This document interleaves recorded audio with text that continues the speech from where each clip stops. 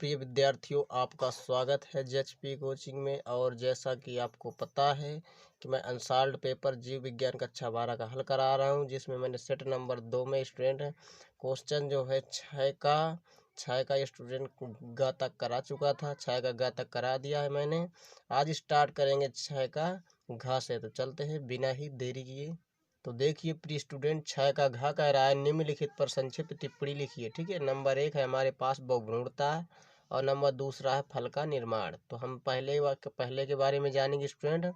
उत्तर number 1 का हमारे पास क्या है, हेडिंग डाल लेना आप बहुभ्रूणता। ठीक है, पहले का हम आंसर जान लेंगे। देखिए बहुभ्रूणता होता क्या है, सबसे पहले आपको ये जानना है। तो देखिए प्रिय स्टूडेंट, एक बीज में एक से अधिक भ्रूणों के बनने की क्रिया क्या कहलाती है, बहुभ्रूणता कहलाती है। क्या लिखना है, एक बीज में से, अगर एक बीज में से एक से अधिक भ्रूणों के बनने की क्रिया क्या कहलाती है, बहुभ्रूणता। अगर एक बीज से स्टूडेंट बहुत सारे भ्रूण बन जाए तो उस क्रिया को हम कह देते हैं कि बहुभ्रूणता। क्या कह देते हैं, बहुभ्रूणता। एक बीज कह दो या एक बीजांड, ध्यान रखिएगा। ठीक है, जैसे उदाहरण देखना है। उदाहरण में हमारे पास क्या है, संतरा। क्या स्टूडेंट, संतरा है। ठीक है, तो यह बहुभ्रूणता का एग्जाम्पल है, संतरा। ठीक है, और हम जान लेते हैं कि बहुभ्रूणता की खोज किसने की थी। तो इसकी खोज एंटोनी वान ल्यूवेनहॉक ने की थी। किसने की थी, एंटोनी वान ल्यूवेनहॉक। ये 1 नंबर में आने वाला मोस्ट इंपॉर्टेंट क्वेश्चन है। क्या है ये, बहुत ही इंपॉर्टेंट क्वेश्चन है, 1 नंबर में पूछा जाने वाला। पूछेगा कि बहुभ्रूणता की खोज किसने की थी, तो आपका आंसर क्या हो जाएगा, एंटोनी वॉन लीवेनहॉक। ठीक है, इसके बाद देखते हैं हम दूसरे का आंसर कि फल का निर्माण कैसे होता है। तो हेडिंग डालेना आप फल का निर्माण। तो इसमें आपको लिखना है, फल एक परिपक्व अंडाशय। फल कैसा होता है, एक परिपक्व अंडाशय होता है। ठीक है, फल एक परिपक्व अंडाशय है। जिस समय बीज विकसित हो रहे होते हैं उसी समय अंडाशय फूलकर रसीला एवं बड़ा हो जाता है। क्या लिखा स्टूडेंट, कि जिस समय स्टूडेंट बीज जो है विकसित हो रहे होते हैं ना, उसी समय क्या होता है, जो अंडाशय होता है वो फूल कर क्या हो जाता है, रसीला और बड़ा हो जाता है और फल का निर्माण करता है। क्या होता है, फिर फल का निर्माण हो जाता है। परिपक्व अंडाशय की भित्ति से फल भित्ति का भी क्या होता है, निर्माण होता है।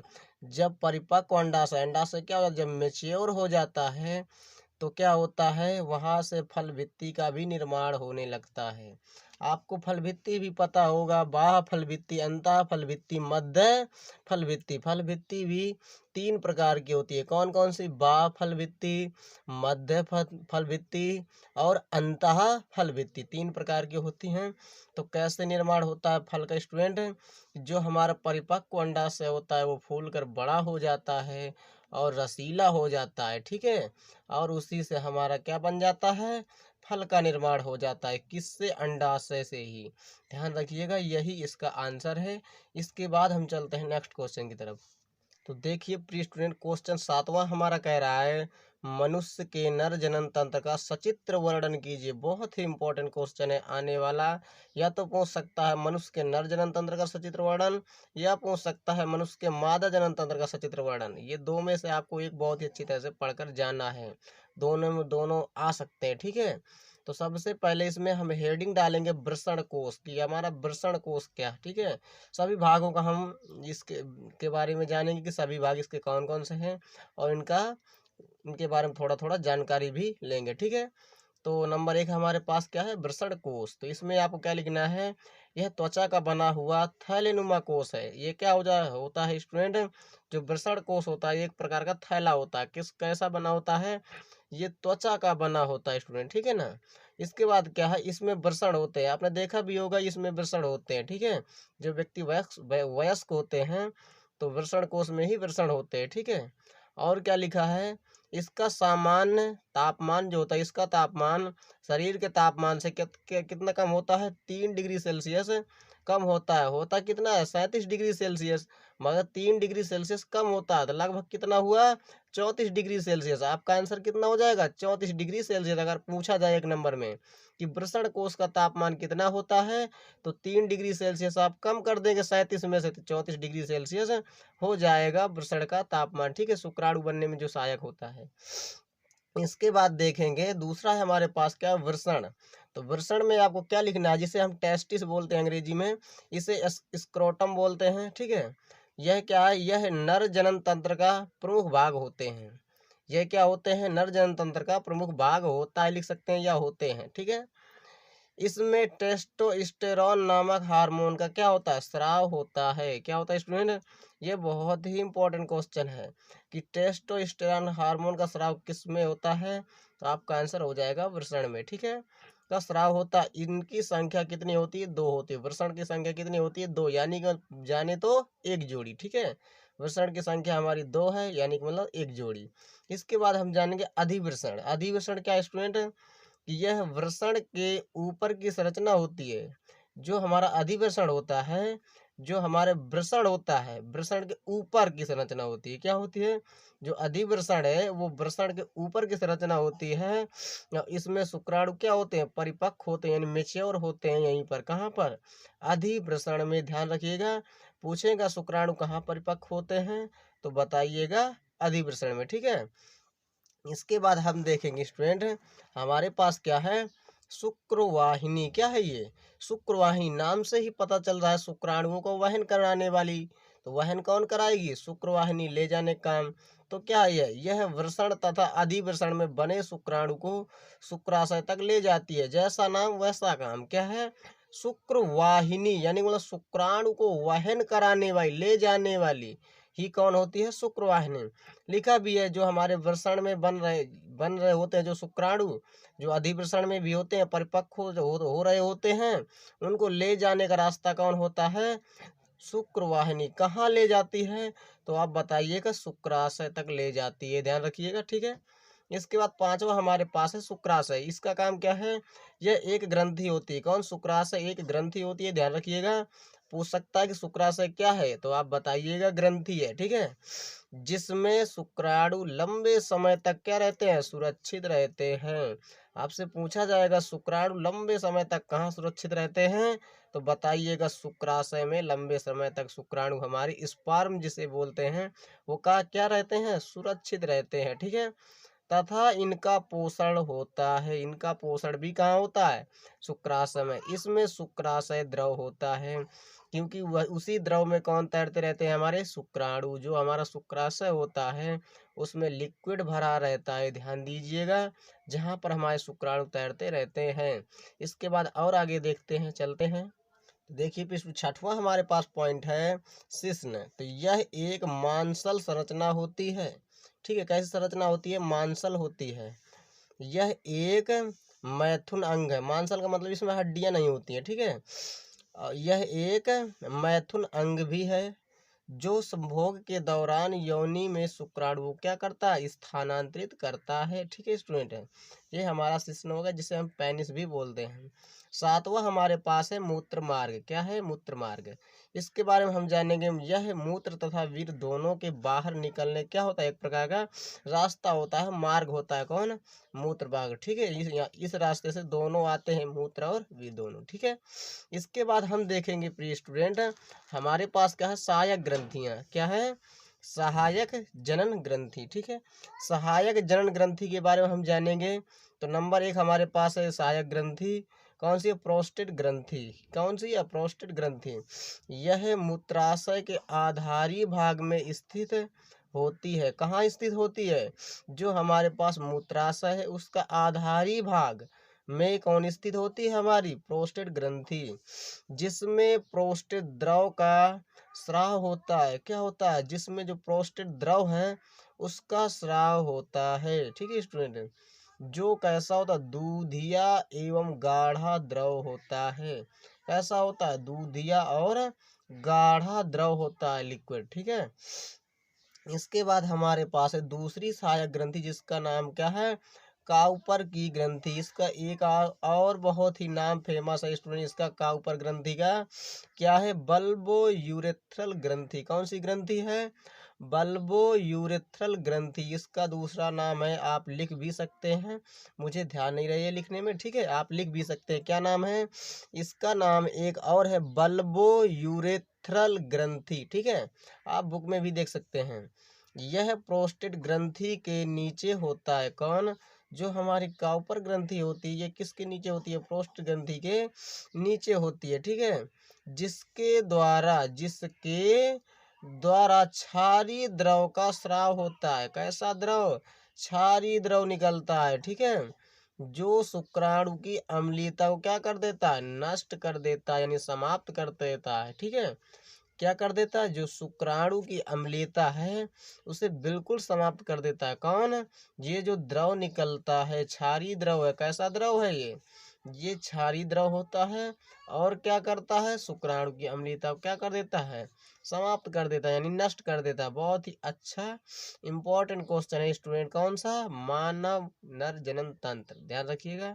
देखिए प्रिय स्टूडेंट, हमसे कहा था क्वेश्चन में नर जनन तंत्र का सचित्र वर्णन, तो हमने सचित्र वर्णन तो कर दिया है, मगर हमने अभी चित्र नहीं देखा है ना, ठीक है, क्योंकि हमने सभी भागों के बारे में तो हमने अपनी जानकारी अभी ले ली है, मगर हम चित्र नहीं देखे हैं। आपको चित्र भी आपको बनाना है, ठीक है, आप अच्छी तरह से इसका स्क्रीनशॉट ले करके बना लीजिएगा बहुत ही अच्छी तरह से। हमने सबसे पहले जो भाग देखा था, कौन सा?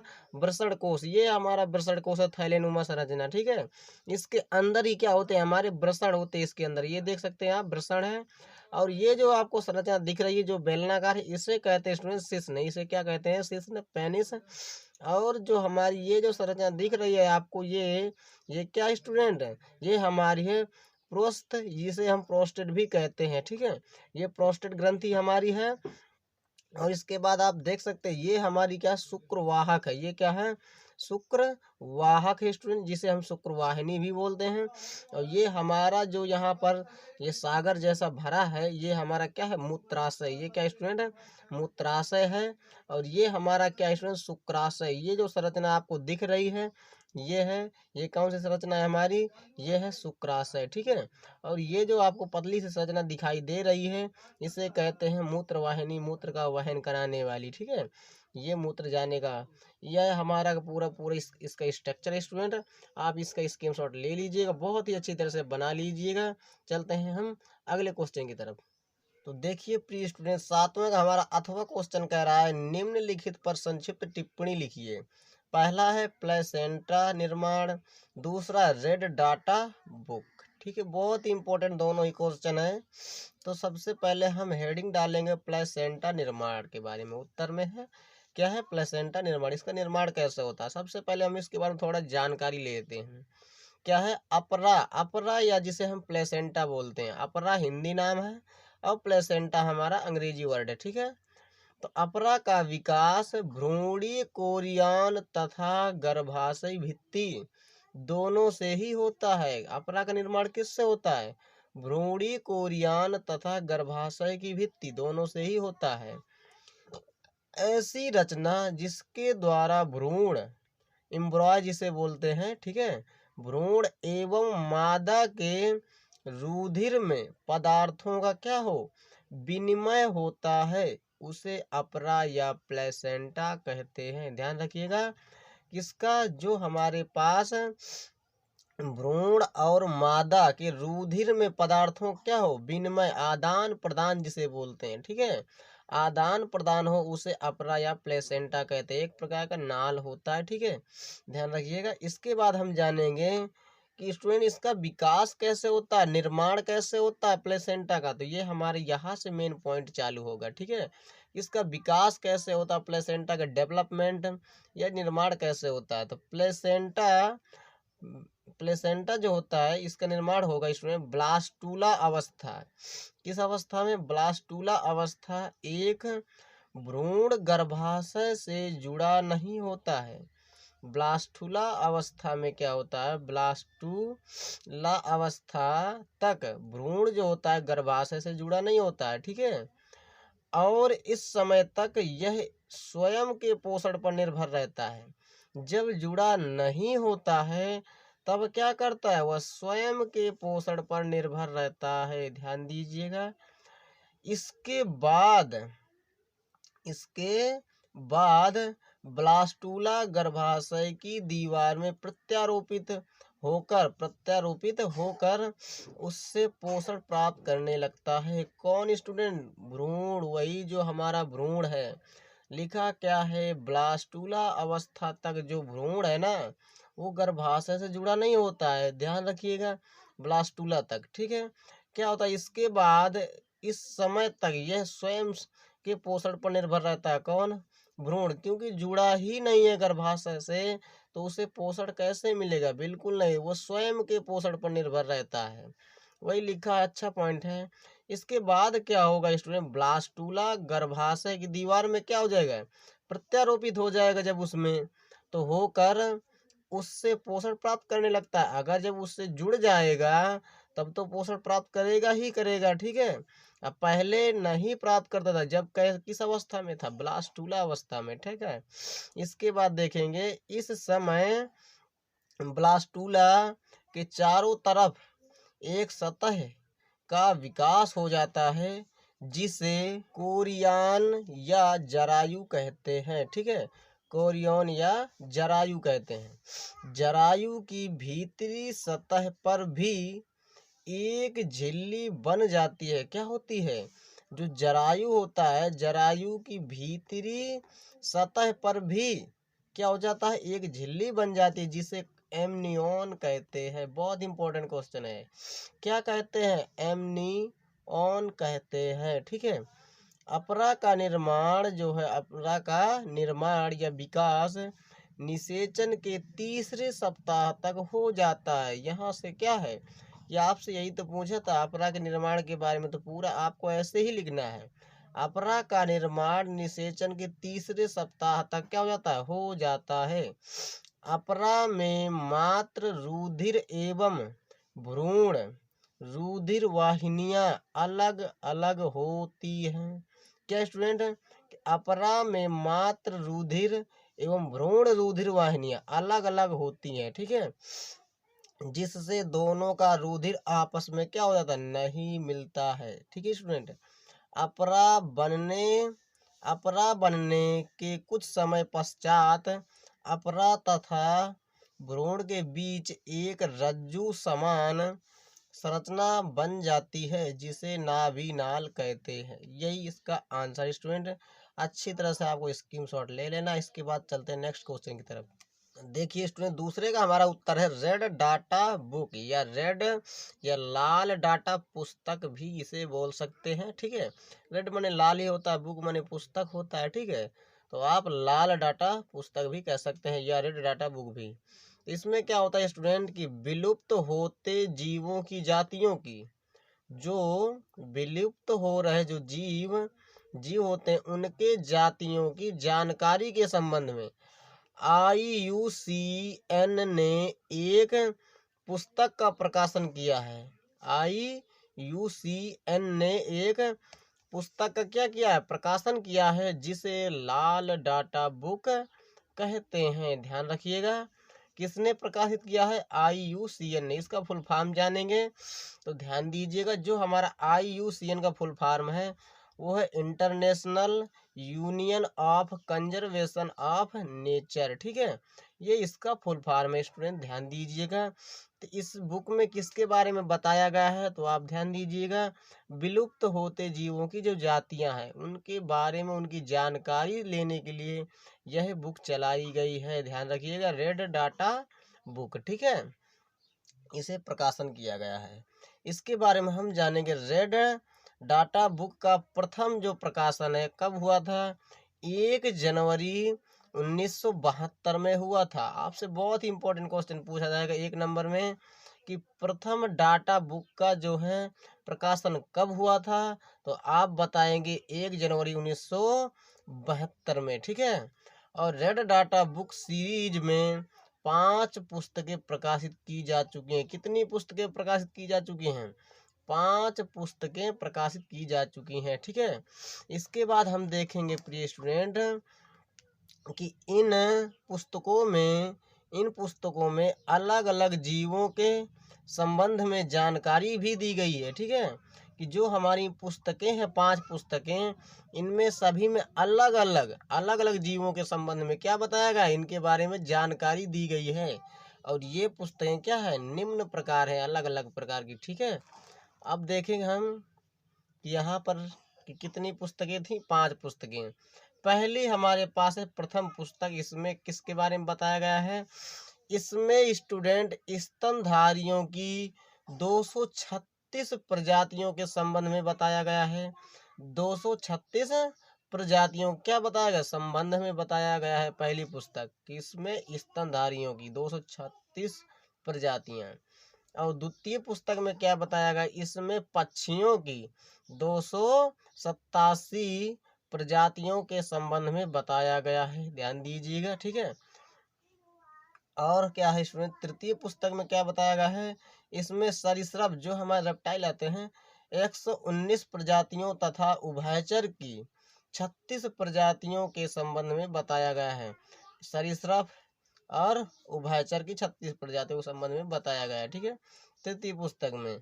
और चतुर्थ पुस्तक में क्या हुआ है, इसमें मछलियों की दुर्लभ एवं अप्राप्य प्रजातियों के संबंध में बताया गया है। ये चतुर्थ पुस्तक भी है हमारी। पांचवी पुस्तक में क्या बताया गया है, इसमें पादपों की दुर्लभ एवं अप्राप्य प्रजातियों एवं उप प्रजातियों का वर्णन किया गया है। किसमें, जो हमारी 5वीं पुस्तक है उसमें पादप और दुर्लभ अप्राप्य प्रजातियों एवं उप प्रजातियों का वही क्या किया गया, वर्णन किया गया है। जो उप प्रजातियां स्टूडेंट इन सभी में भी आता है, क्योंकि यहाँ पर मैंने नहीं लिखा है, कोई ज़रूरी भी नहीं है आपको उप प्रजाति लिखना, आप सीधा प्रजाति भी रखिएगा तो इतना ही आपके लिए बहुत है। ठीक है, ये हमारी रेड डाटा बुक थी स्टूडेंट, और रेड डाटा बुक से जो है इससे ज़्यादा नहीं पूछा जाता, आपको बस इतना ही आपको अच्छी तरह से लिख कर चले आना है, इतने में आपको नंबर मिल जाएंगे। आई होप आपको ये वीडियो हमारा समझ में आ गया होगा। अगर आ गया होगा स्टूडेंट तो कृपया हमारे चैनल को सब्सक्राइब कर दीजिए। चलते हैं, नमस्कार, जय हिंद, वंदे मातरम।